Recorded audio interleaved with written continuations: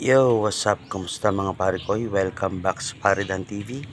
Yan, gusto ko lang i-share yung sekreto ko. Ayan, hindi na nga pala sekreto kasi sasabihin ko na yung effect ng vermicast sa ating mga pananim. Unang-una pa lang, sa germination, gumagamit na ako ng vermicast.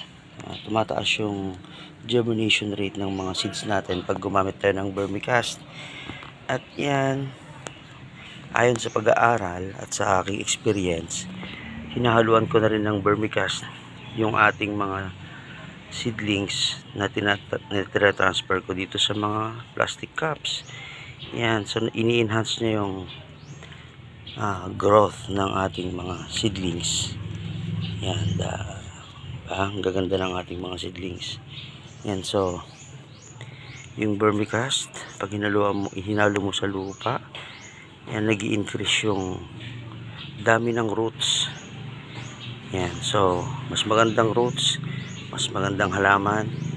At ang isang effect pa nito, pag may vermicast yung iyong pananim, yan, maagang namumulaklak yung ating pananim na sili at nag-i-increase din yung yield o dami ng naibubunga niya dahil sa vermicast.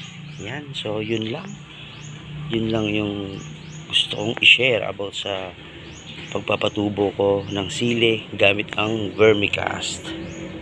Yun, let's go, let's grow strong mga pare ko. Wrap up.